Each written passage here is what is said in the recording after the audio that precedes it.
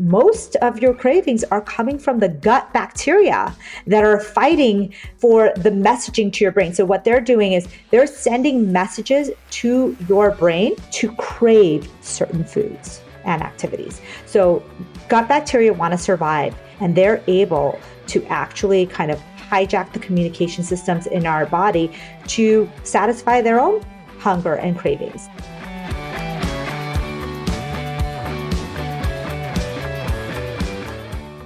Hey everyone, here's the thing. We're all about listening to your natural hunger cues. You are the expert of your own body, and we won't pretend to know it better than you do. That being said, sometimes those natural hunger cues can become hijacked by certain cravings. So how do you cut through those cravings and navigate your true hunger hormones? That's where Dr. Amy Shah comes in. She's a double board certified integrative medicine doc who specializes in food allergies, hormones, and gut health. It's safe to say she is one of the leading experts on everything you need to know about hunger hormones. And it's an honor to have her back on the show. Amy, how are you? So good to see you. So great to see you, Jason. So it's been a while. I think it's been almost a year. In addition to writing your new amazing book, I'm So Effing Hungry. What have you been up to? Mostly, the same, I know you're a parent, I'm a parent. I have a practice still that I work at, and I'm always working on new projects, new ways to get the message out. I've really been loving the gut immune mind connection recently, especially as it pertains to nutrition. So I've been doing a lot of education around that. But really, this book is the big thing. So the title of the book, as I mentioned, is I'm So Effing Hungry.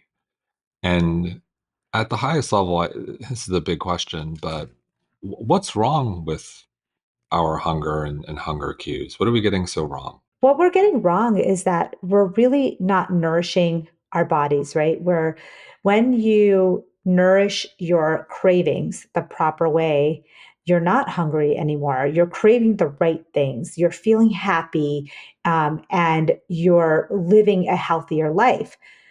In America today, in the modern world today, we are seeing skyrocketing depression and anxiety. This will continue to skyrocket to 2050. That they're looking at, 35 to 50% rise in rates of anxiety and depression.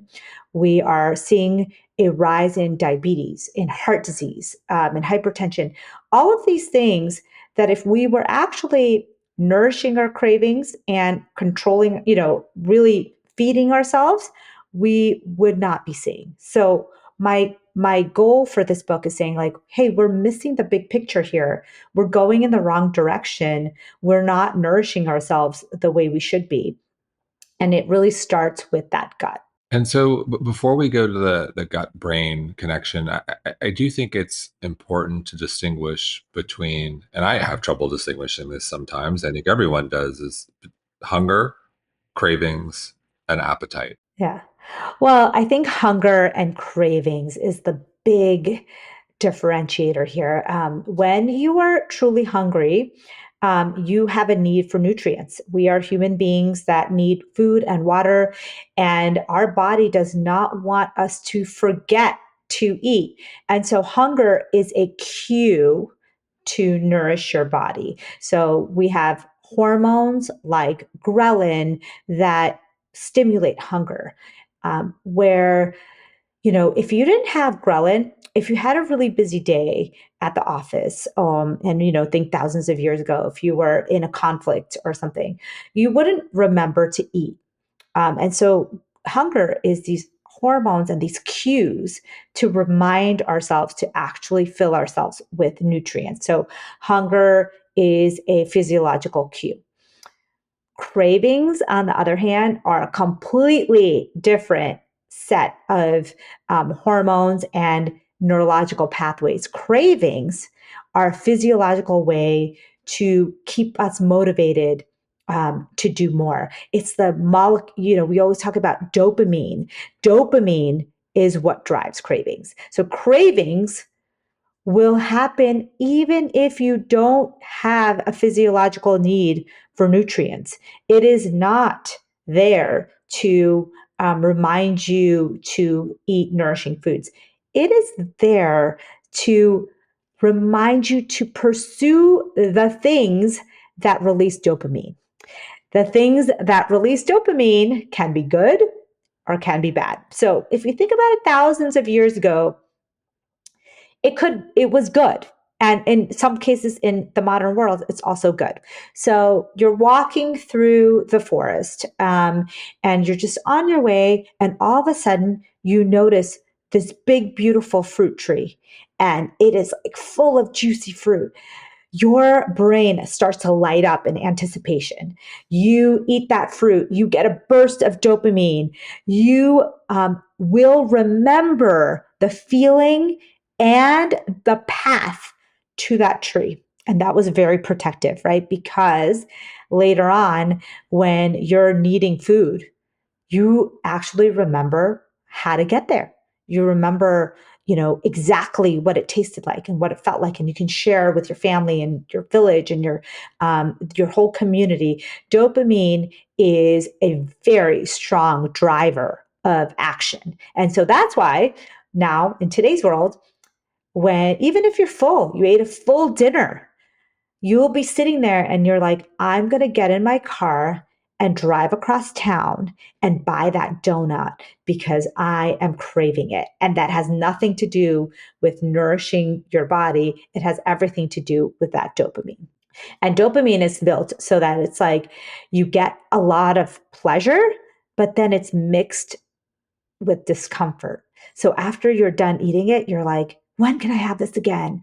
Like when, that feeling like when you really crave something and you have it, it's not pure pleasure. It's like pleasure mixed with a little bit of discomfort very quickly. And you're like, I want it again, or am I eating too much? Or when can I do this again? And so it's your body's way of keeping you motivated to go back to that action. So as I think about you mentioned drivers for hunger, cravings. I think appetite is rather straightforward.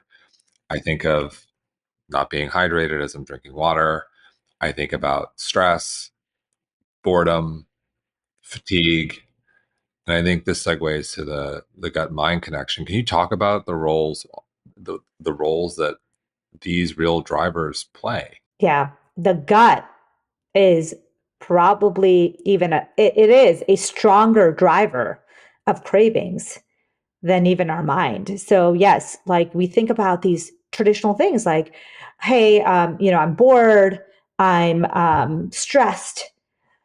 But what we're learning now through the science is that actually most of your cravings are coming from the gut bacteria that are fighting for the messaging to your brain. So what they're doing is they're sending messages to your brain to crave certain foods and activities. So gut bacteria want to survive, and they're able to actually kind of hijack the communication systems in our body to, satisfy their own hunger and cravings.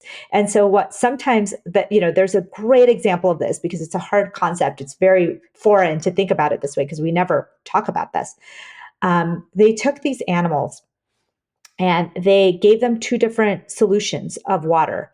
One was a super sugary, tasty water, and the other one was a flavorless water, but it had these fat droplets in it that the gut bacteria that they had, loved. Okay, so in the beginning, the rats drank the sugary water. They loved the sugary water, but quickly, within a day or two, they switch completely to the fatty water, the tasteless fatty water. Their taste buds didn't even taste it, but it was the gut bacteria that loved that water. And so the taste preferences completely changed to what the gut bacteria wanted. And that was one of the most the landmark kind of trials of the mechanisms of this, that hey, even though something is tasty to your taste buds or to your brain, this craving from your gut can override that. And so how do we set up our gut so that our gut isn't giving us the wrong signal? So, as there's many things that we are doing wrong with our diet today, and that's one of the biggest ways I can say that we can set ourselves up for success. The things that we shouldn't be doing is over using antibiotics, both as, medications when we don't need them, but also over sanitizing our environment. Like, do you really need to use the antibacterial everything, soap and cleansers? And do you need to take that antibiotic for this infection? So, not killing the gut bacteria is number one. And then feeding them the food that they need to thrive is number two. Because when we nourish the gut, we can actually change our cravings so that they can help us make better decisions, feel happier, and be healthier overall. And in terms of those foods, what are some of your favorites? So, gut bacteria love fiber, fibrous foods. What we did in our modern ultra processed world is we made it easy. We took out the fiber and everything, right? So, ultra processed foods are devoid of fiber. So, you want to eat real foods, foods that don't have labels on them, fruits, vegetables, whole grains, things that are full of fiber. One of the biggest things that we've seen in a landmark study recently is that fermented foods make the biggest difference in the gut microbiome. Fermented foods like yogurt would be the easiest one to do. Apple cider vinegar, kefir, kimchi, kombucha, miso. So adding more actual bacterial laden foods into your diet is another way of improving that gut health. I love apple cider vinegar. I'll do a tablespoon a couple times a day. Oh, wow. I usually say to people kind of add it to water so it's diluted. It doesn't give you that acid reflux. Some people, you can definitely burn your esophagus if you're taking it by the mouthful. So you got to be careful with your teeth and your esophagus. But it is a great, easy way. You can add it to your salads, you can add it to a glass of water to start having fermented foods in your diet. And so it seems to be this philosophy of intuitive eating seems to be somewhat problematic in that, look, I'm all on board with listening to your body, but sometimes your body tells you you want a donut at 3 p.m. And look, sometimes you want a donut, you deserve a donut, and you should have a donut, but you don't deserve it every day at 3 p.m. And I think that's where it becomes a little slippery. How do you think about intuitive eating and the possible issue here? Yeah, when you hear the term intuitive eating and you haven't gone through the plan or the steps, to really uncover your intuition, what you're going to hear, what I heard is, if your body is telling you that you love Kit Kats, you should have a lot of Kit Kats. Like, that's part of it. What I didn't realize is that the reason I liked Kit Kats was that when I was a kid and we moved from India to America, my dad would take me to the store, and I love spending time with my dad, and he would buy me a Kit Kat when I did well. And it gave me this feeling of happiness to be with him, and it became a neural pathway. And this neurological pathway was so deep rooted and so many years ago that now I think every time I did something well, I wanted to get a Kit Kat to like reward myself for it. And I had to remember that this is not necessarily what is best for my body, best for my gut, and best for my mind. And so I had to retrain that pathway. So what I always say is like, sometimes we have memories, neurological memories, which what intuition really is, that are negative, right? Like we've had bad experiences or negative experiences that kind of get embedded in your neurological pathways. You have to be able to know when maybe that's not a good kind of intuition feeling, and when you want to, how you can retrain that is what I started to do. Like I said, okay, I'm going to reward myself. I want to give myself a dopamine burst, but I'm not going to choose a Kit Kat. I'm going to choose a high quality dark chocolate. And I really talk about it in the book, how you can actively retrain that neurological pathway to then crave and embed that new habit into your body, basically. So what does that look like? Is it as simple as saying, okay, it's that thing again, it's that Kit Kat or whatever it might be, and just say, all right, got it, not going to do it, going to reach for this other thing instead? Is it that simple or is it more complex? It's kind of like reverse engineering how dopamine works, right? So the strongest release of dopamine and the highest chance of it becoming a permanent neural pathway is when it's an unexpected intermittent reward. So intermittent, unexpected rewards have the biggest burst of dopamine and the highest chance of getting embedded in that pathway. So think gambling, think video games. These are unexpected. You're playing, you suck, you're losing money, and then all of a sudden you get the big pot, and it's like this big explosion of dopamine, and our body remembers that feeling and it wants it again and again and again, right? So let's reverse engineer that and say, all right, give yourself an intermittent reward that's unexpected 3 times a week. Maybe you put it on your calendar and it pops up, those notifications, or you have someone else assigned to give that to you. But this time, you pick something you really love but is healthy. So in the case of trying to break your sugar addiction, you say, "Oh, I got this pop up. It's Wednesday at 4 o'clock. Wow, I get to have my dark chocolate today, or right now." And you take that dark chocolate and you do a little bit of cognitive behavioral therapy. So basically saying, I'm so amazing that I'm choosing this dark chocolate. I am going to make a better decision. This is going to be so delicious. This is the highest quality dark chocolate I picked from this beautiful artisanal chocolate maker. And basically, so it's a 3-2-1 technique, 2 minutes of this kind of cognitive behavioral therapy, and then 1 minute to sit and savor it. So 3-2-1, 3 random days that you're going to get this reward. It has to be random and has to be not on a pattern. It can't be Monday, Wednesday, Friday at noon. It has to be intermittent, surprise.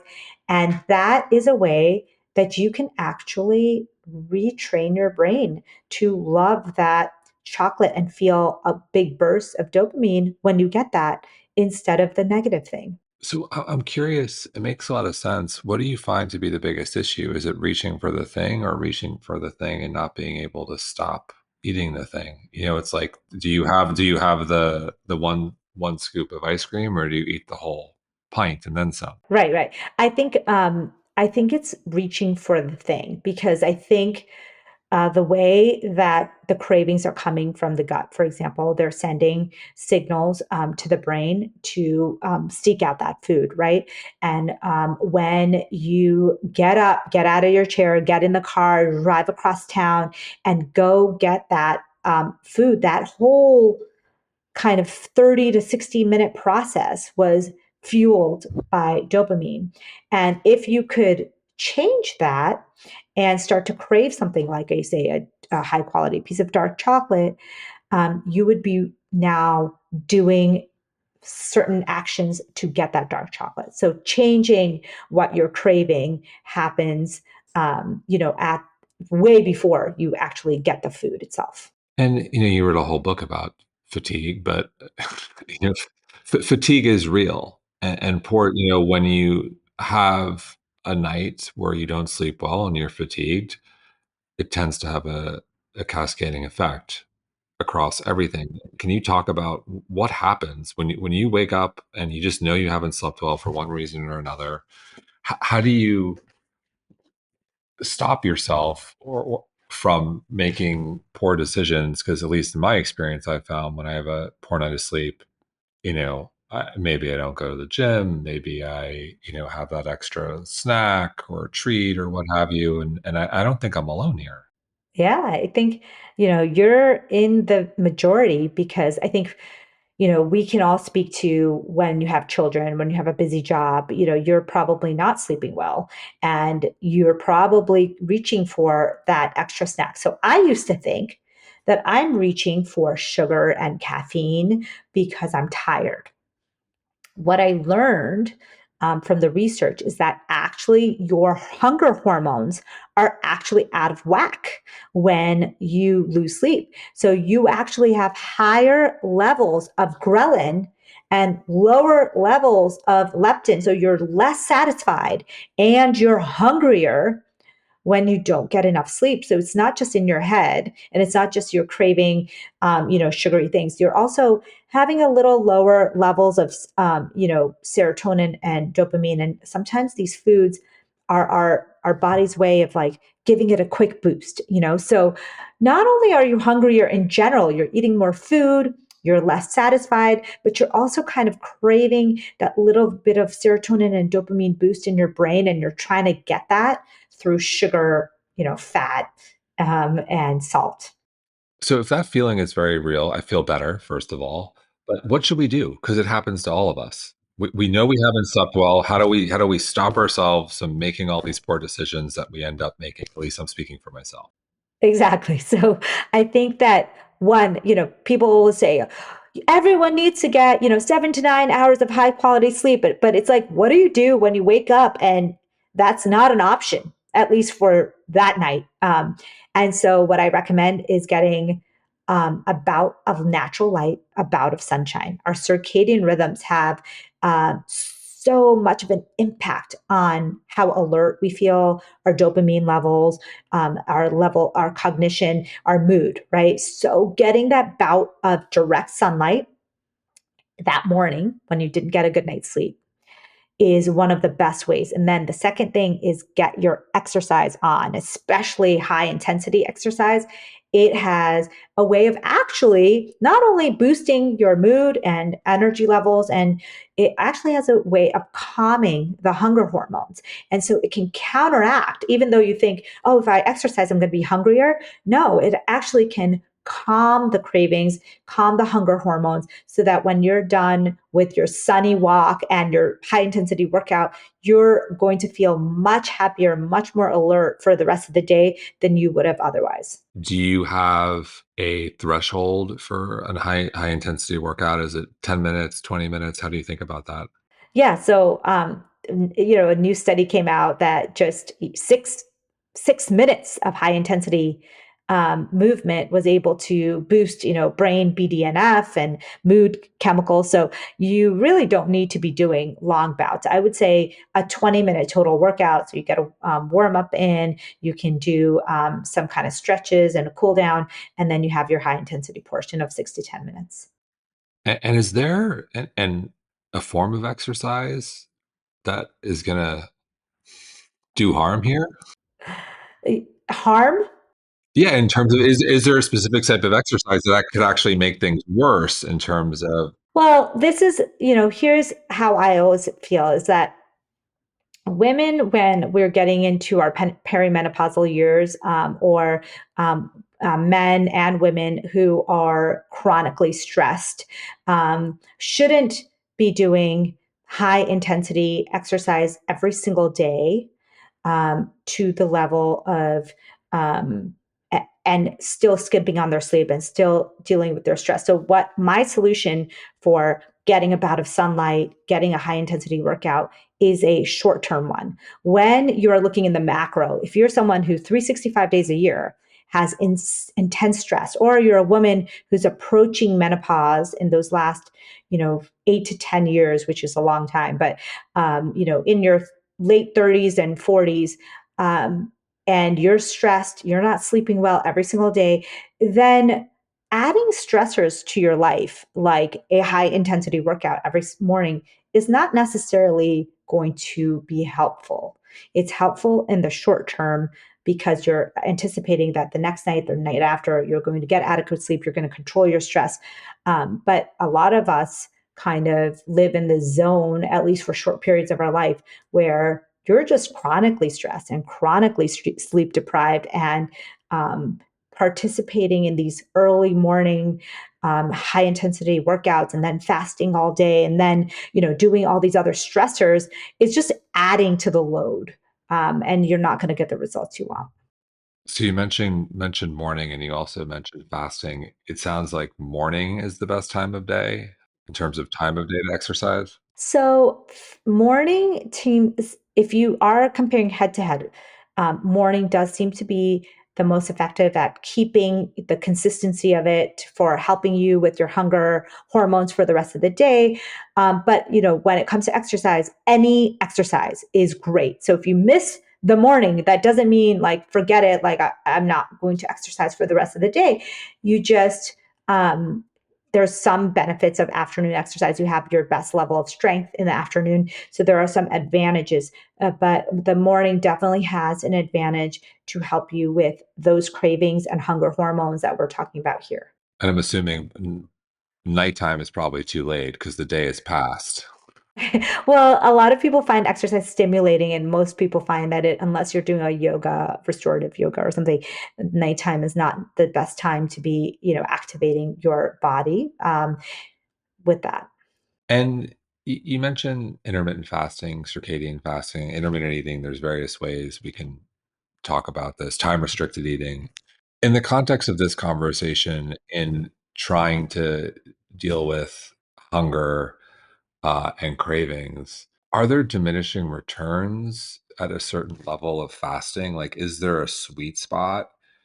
In other words, if you do 18 or 20, um, y- maybe that's helpful for a little while with your cravings, but then it may hurt and then it ends up being exacerbated, or there's more science with regards to the circadian or 13. How do you think about that in the context of fasting and the role it can play here? Well, I'll tell you this, diet culture in general. So, being on a diet or just not eating because you're trying to control your weight has been shown to increase cravings and hunger. And I think so many women and men have dieted before and know this feeling, like your hunger and your cravings are just, the volume is turned way up when you've been trying to intentionally diet. And so I think of that with the fasting world because there's a lot of overlap, right? You're intentionally um, kind of avoiding food for long periods of time, and you will often see a big increase in your hunger and cravings. And for me, that is what happened when I just jumped into intermittent fasting without actually learning what my body could handle. I really saw an uptick when I broke my fast. I was just ravenous, and I would eat horrible foods, and then you don't really get the benefits of intermittent fasting if you're doing it for metabolic benefits.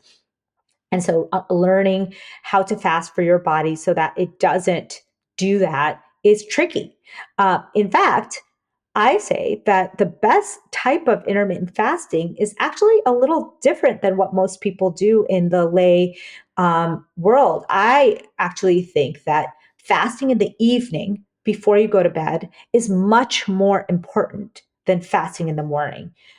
In fact, I recommend that most people can do 2 to 3 hours before bed, start your fast, and then just fast till the next morning. And maybe you delay your intake of coffee and food by 60 to 90 minutes to get the best benefits of the caffeine and to have very physiological intake of food. So if you think about thousands of years ago, you wouldn't roll out of bed and have your, orange juice and bagel. You would probably get up, you'd go outside, you'd forage for food, and probably an hour or two, maybe even a little bit longer, then you would break your fast. So I believe in breakfast, even though it's a little bit delayed.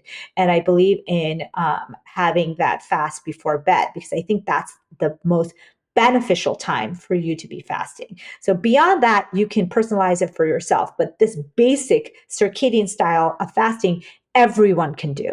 It's so interesting. We had Courtney Peterson at the University of Alabama, who does a lot of studies on time restricted eating, and essentially she said the same thing. Where, and we've been doing it wrong, myself included. Where I think many people were having dinner at regular time and possibly later in the evening, but then delaying breakfast or even skipping breakfast and starting at lunch. Whereas the research points to you should probably have dinner earlier and still eat breakfast. Maybe you delay it a little bit. So it's just sort of shifting our rhythm a little bit. Very anti culture to have, an early dinner and, have actual breakfast. Like when you have a real breakfast, like I talk about having a breakfast high in dopamine rich foods. These are Ooh, things that give don't us some dopamine rich foods. Yeah, so in the morning, you want to break your fast with dopamine rich foods because you want that motivation, you want that drive, you want that energy. Dopamine is closely related to norepinephrine, which gives you that adrenaline boost in the morning, right? So, dopamine rich foods are the high protein foods. It's the yogurt, it's the egg scramble, it's the tofu scramble, it's the high protein foods, nuts and seeds. And dairy, high protein, naturally high protein foods are the dopamine rich foods because they contain an amino acid called tyrosine, which converts into dopamine in the brain.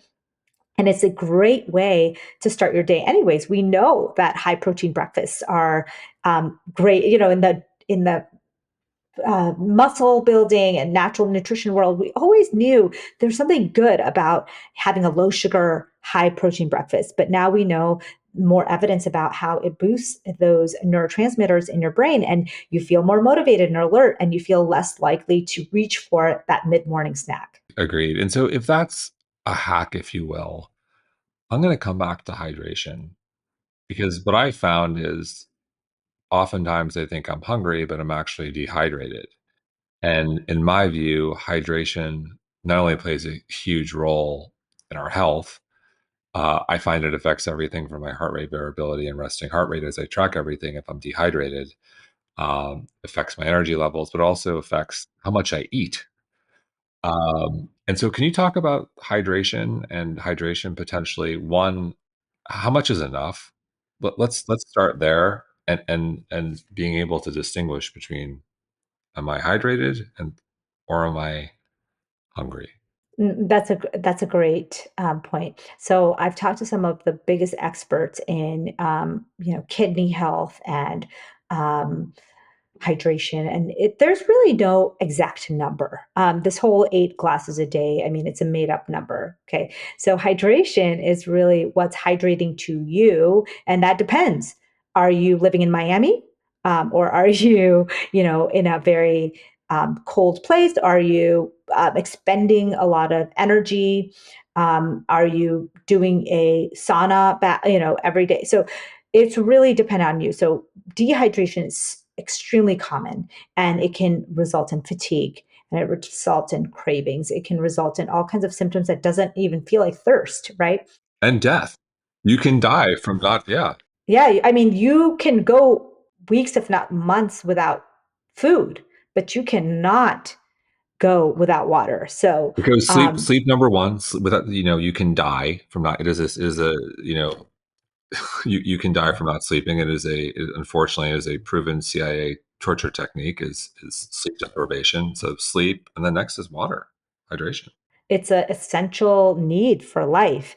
And so I always say that the way you know that you're hydrated is that when you go to the bathroom, that your urine is not dark yellow, and it's almost clear once it goes into the toilet, like light yellow, is what you're aiming for. And that's a nice way to know if you're hydrating. Of course, if you're taking medications that color your urine, you can't really use that technique, but most people can. And then you can also start your day with a few glasses of water so that you don't get behind on your water for the rest of the day. Hydration can also be in the form of salt, or electrolyte drinks that you can have during the day so that you can keep yourself hydrated. It's like exactly what you said, not really a hack because it's essential for life, but it's another way to um, control those hunger hormones and craving hormones. Well, you mentioned the hunger hormones and craving hormones. You also talk about in the book the hunger hijackers. Yeah. I mean, there are things that kind of hijack our hunger hormones. And I already talked about sleep being one of them because I think that we have to understand that not only does sleep help us feel rested and less tired, and we talk about sleep all the time, but it actually helps us make better choices for food, makes us less likely to crave the bad stuff. And our gut bacteria just like us, they need sleep and rest also. And this, like I mentioned in the very beginning of this, our gut bacteria kind of run the show when it comes to cravings and hunger. And so giving them adequate sleep is a way, and sunlight is a way to improve your hunger and cravings. And unfortunately, we live in a world with hunger hijackers, right? I start the book by saying it's really not your fault that you're feeling hungry and craving things all the time. We live in a world that we don't know how these hormones work, but companies know. Big food companies, gambling companies, video game companies, they know how these hormones and pathways work. So when we're talking about hunger, they know that there are pathways in your brain that they can kind of attack and hijack so that you crave these foods. There are foods that will create a dopamine explosion in your brain that can never be recreated with a actual food. What's like the worst example of that? I'm curious. I have some ideas. I want to hear what you think. Doritos, of course, is one of the classic examples of things that have that salty, sweet crunch. Even just thinking about it, like gives people a explosion of dopamine in the brain. But it has that nice little salt, sugar, fat, all in one. Chocolate covered pretzels. Oh, chocolate covered pretzels. Yeah, there you go. Dopamine explosion. Okay, so what about Coke? Coke and Pepsi. All of those things are also really, people crave. I mean, people crave those things, right? So what happens is there are actual experiments at food labs where they're creating flavors that have this bliss point that create this explosion that when you offer a child now, you say, hey, you want this orange or do you want this orange soda? They're naturally going to pick the orange soda because they've already learned that when they have this orange soda, they get an explosion of dopamine. But when they eat the orange, they just get like a water gun spray of dopamine, right? And that's, I think, the scariest thing in our world today is our children naturally will be. I know you have kids, Jason, so do I. My children are naturally drawn to things that give them the dopamine explosion. And it's physiological because their hunger hormones and dopamine pathways have really been hijacked.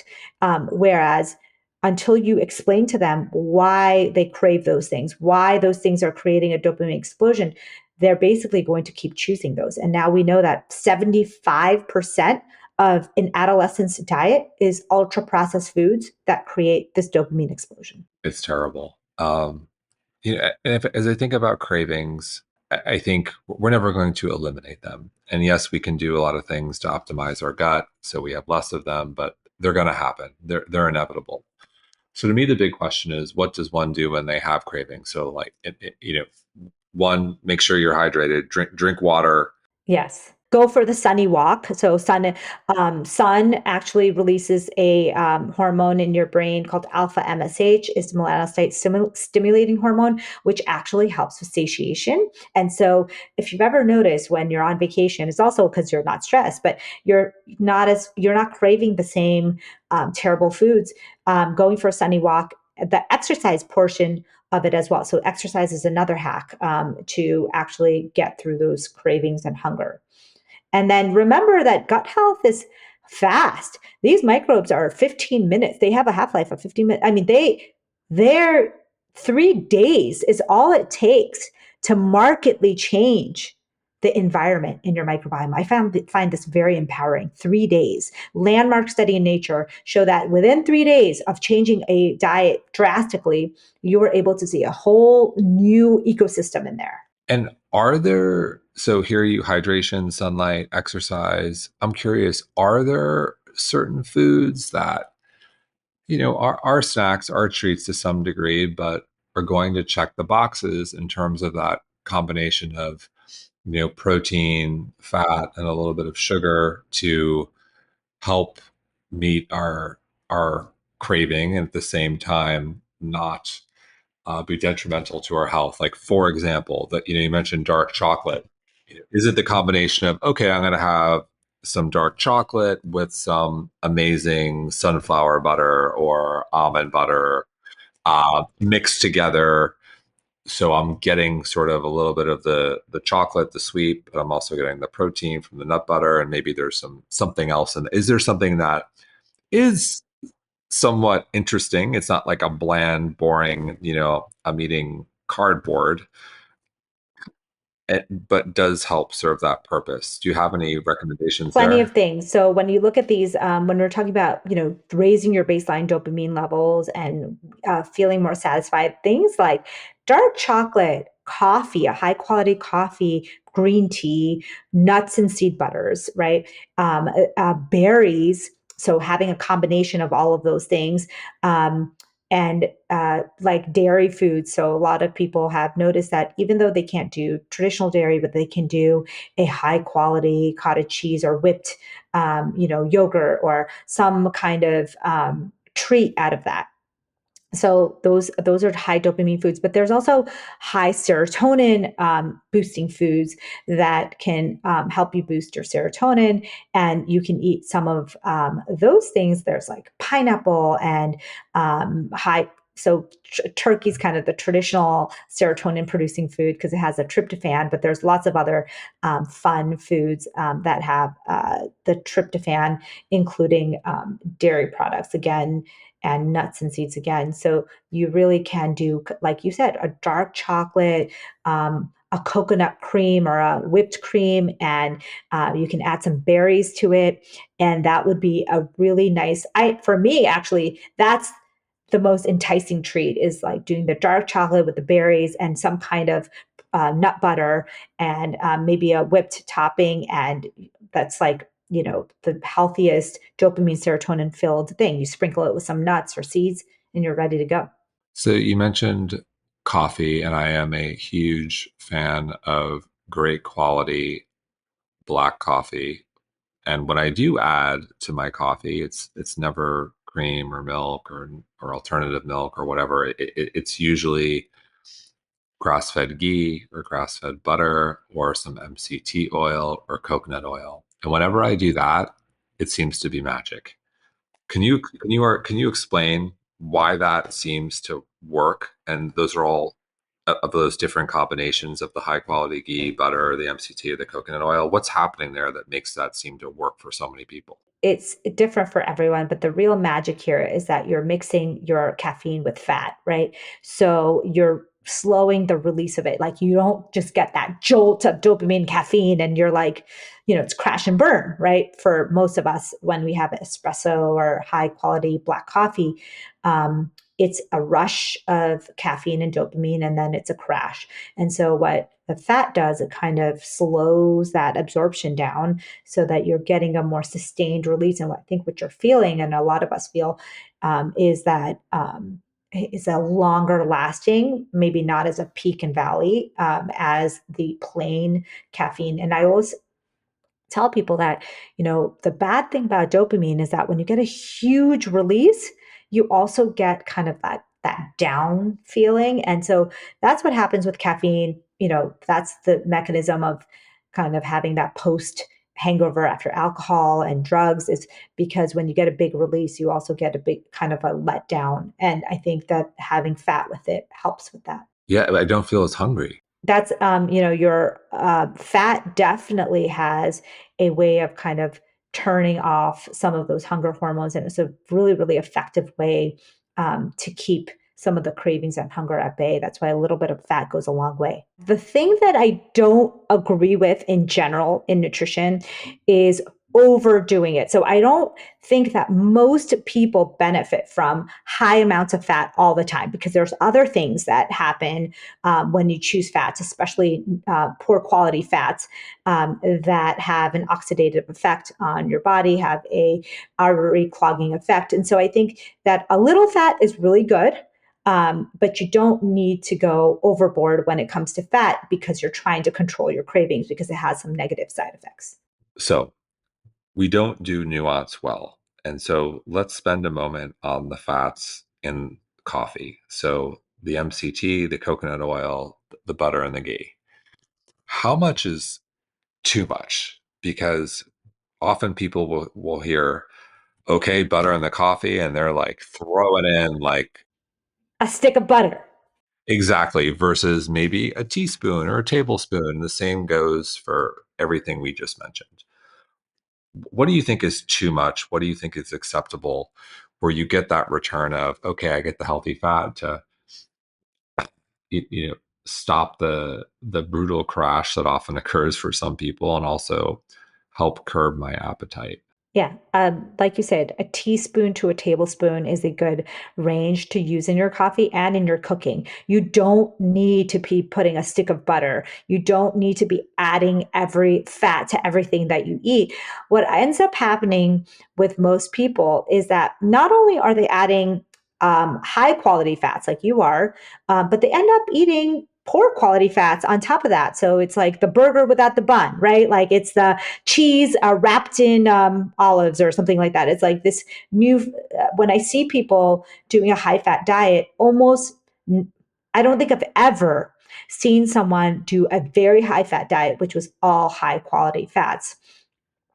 So that's why we really want to moderate how much fat we need. We need it for our hormones, we need it for our brain health, but we don't need to be adding more than a teaspoon to a tablespoon with each meal. And I think you mentioned the burger and the high fat diet. What I've seen most people get wrong there is they forget about fiber. They do the high quality protein, whether it's the grass fed burger and the high quality fats and too much of it, they completely forget about fiber. Fiber is food for your gut bacteria. They are starving if you don't feed them the things it needs. It's fiber, it's polyphenols, it's the parts of the food that only can come from plants and fruits. I mentioned my go-tos. So my go-tos is definitely the fat in the coffee, definitely the dark chocolate with some sort of nut butter.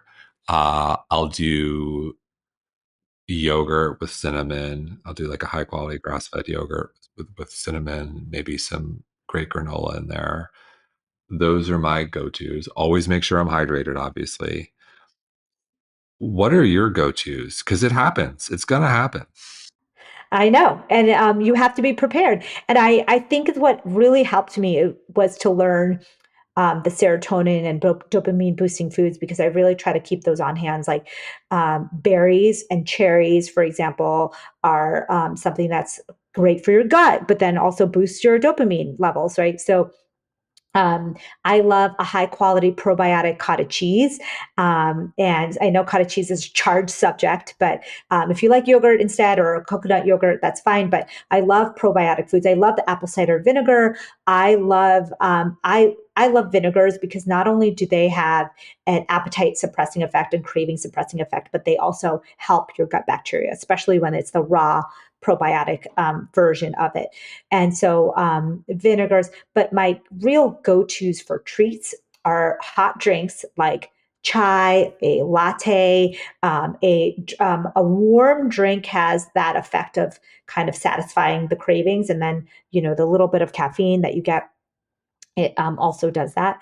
And dark chocolate is a winner all the way through for me and you. It sounds like because I think that what you are getting from dark chocolate is the dopamine boost from the cacao, but the little bit of fat, from that, and we really feel more satisfied when we have a combination of a dopamine supporting food plus a little bit of fat to give us that sensation of satisfaction. It's funny. We've talked a lot about protein and fat, and I feel like macros to some degree haven't really been part of the conversation in our world for as long as I can remember. But I feel like we're talking about them in a way that's productive because the reality is you do need a certain amount of protein, you do need a certain amount of fat in order to function, to optimize, to maintain and grow lean muscle mass, to not be hungry all the time. Can't avoid the topic. I'm a huge fan of macros. In fact, when I work with patients one on one, I often put them on a plan where that's an easy way to track that shifts the focus away from calories because calories, you could have 100-calorie pack of Oreos and feel like you're doing a great job. But really, what you want to do is get um, focus on how much fat, how much protein, how much carbohydrate, how much fiber that you're taking in the day. What I noticed is that the fiber really helps calm the hunger and really helps you with the stretch receptors in your stomach. The volume actually has an effect of releasing hormones that keep you, neuropeptide YY and cholecystokinin. These stretch receptors help release these things that make you feel fuller. So, eating volume foods like salads and veggies, and then looking at your macros to making sure that you're getting enough of that is one of the, I think, the easiest strategies for in today's world where it's really hard to just use your intuition to get that. And I'm curious, what do you aim for in terms of amount of fiber on a daily basis? And same goes for protein. Those are two hot topics these days. Yeah. So fiber, the minimum amount of fiber is 25 grams. And most people, 90% of people are not even getting 25 grams. So I always say 25 is your bottom, 40 is your aim. That's a great way. And if you're eating fruits, vegetables, salad every day, I always say salad every day, veggies at every meal, you're going to make that pretty easily. But protein is a different one. It depends on what you're doing. If you're a sedentary individual versus if you're someone who's actively lifting weights, very active, I believe that there is a sweet spot for everyone that's different, right? So for me, one gram of protein for body weight is still not that much because I'm not very heavy at all. But it's when I'm training actively, lifting weights, doing 15,000 steps a day, which is what I typically get. That is what I need to build muscle. So 1 to even a little bit higher than 1 gram per Yeah, pound per body weight. pound. Yeah. And so you can go up to 1.5, you can go, but you really don't, especially as an aging adult, you really don't want to drop too much below the zero point 0.8 grams per pound body weight, because then you are actively losing muscle as you age. And if you're not eating enough protein, you will see it not only in your hunger and cravings, but you'll see it in your muscle mass. Yeah, I think it's such an important topic and something we've been talking a lot about in the show. And I've seen it personally. And I think for people who are active, and again, different story if you're not active, probably don't need as much. But I would argue if you're not active, you need to get active. And then we want you to be active. It can sneak up on you. And the older you get, the harder it is to to fix. In your 20s, 30s, you can put on lean muscle mass pretty easily, and your body adapts. And I think when you start to hit your 40s and so on, it gets more difficult. And I found that. So it's an important one. Me too. I had never lifted weights before the last 2 years. And so I really transformed my diet. And after seeing the research on, losing muscle mass as you get older, and I have a long history of osteoporosis in my family. And so I knew that I needed to change my diet and my exercise habits. And luckily, it kind of coincided with this whole gut health world that says kind of the same things like, do more exercise. Exercise is the best probiotic you can take, actually. And so I think that it all kind of plays nicely because if you improve your gut, crave the right things, you feel happier and you feel you can live a longer, healthier life. Agreed. So, in closing, the book is filled with so many great studies. I'm curious, was there one study that really stood out to you? The fact that you can transplant just gut bacteria from one animal to another and you can completely switch their mental state was mind blowing to me. So, this is done now, recreated in humans. But the landmark study was like they took schizophrenic humans And they took just the gut bacteria from them and then non-schizophrenic humans, and they transplanted it into the gut of mice, that germ-free mice, meaning mice that did not have their own bacteria in their gut. And the researchers were able to pick out with 100% accuracy which mice had received the schizophrenic gut bacteria. There was nothing changed in their brains, but just from receiving that gut bacteria, they started to demonstrate behavior changes consistent with schizophrenia. And to me, I mean, that's just mind blowing that you did nothing to the brain. The gut has that much power, more power over your brain than even traditionally we think, oh, our thoughts control our brain. No, our gut controls our brain. Fascinating. Amy, thank you so much. Thank you so much for having me.